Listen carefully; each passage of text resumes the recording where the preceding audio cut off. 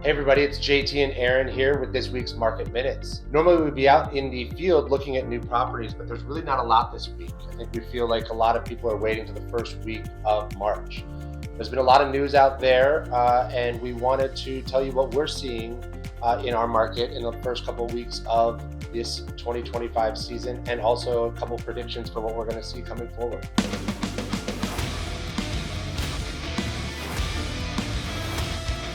One thing that we've heard in the media with all that's going on with the government and the layoffs is that there's been a huge influx in inventory.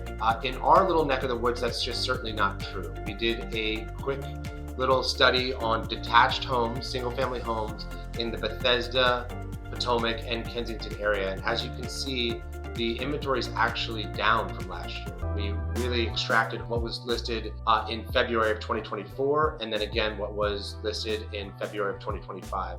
As you can see, with few exceptions, there's actually less inventory on the market. Yeah, I mean, look, we all have concern about how this is going to affect the DMV, and it's still early on. We've had a lot of meetings about this internally. You know, the first thing most people don't run to do if they have loss of job security is to immediately sell their house, especially given some of the factors that we're already dealing with. You've got people sitting on lower interest rates, the cost to move is high, the cost to buy elsewhere is high. That's probably not going to be the first thing people think of. If they start relocating jobs or people need to go out of state to find work, ultimately that could come down to affect our market, but we're certainly not seeing that yet. On the other side of the inventory equation, I've been looking at what has sold and what's gone under contract since the beginning of the year. And with that tight inventory, we're still seeing the same old, which is if it's a good condition and a good location and priced right, it's still flying off the shelves. We're seeing multiple offers on a lot of stuff. To throw some stats at you, take 20854 as an example. We've had, in Potomac, we've had 20 sales since the beginning of the year between 800 and 1.5. We're talking about single family homes. Of those, nearly all of them sold within a 5 or 6 day period, and the median was about 2 to 3% over list price. Right. And I would say that's a little misleading because there's some stats in there that bring that number down. The best of the best, we're seeing 5-10% increases. In some cases, 20%. Yeah, in multiple offer situations. So that has not changed. We also looked at what the pending inventory is, and we've been running around with buyers. So we've been involved in a lot of these houses that ultimately went pending.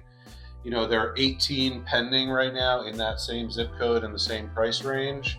And we can tell you at least 10 or 11 of those did sell on multiple offers and go well over list price. That's correct. So what do you think is going to happen as we continue to roll down this path? I think that it's going to be just the same thing.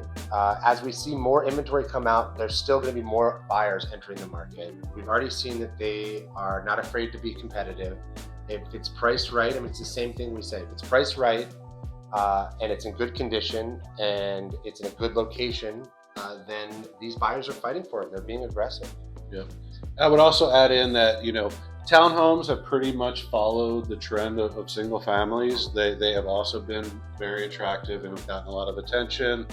The condo market changes everything. If you were to include condos in the bigger stats, it would really skew what buyers are experiencing out there. It's a different buyer market with the condos. Just you're not looking, the buyers that are considering condos are not looking at single family homes. So it's really just a completely different market.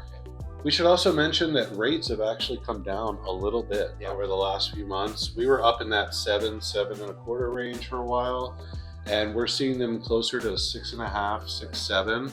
Buyers have moved past thinking, I'm going to be waiting until it's 4 or 5% again. It's not going to happen anytime soon. And they've got a life to live, so they're out looking for homes. That's correct. I think that's what we're going to see moving forward here. Well, thank you all for tuning in. We appreciate it.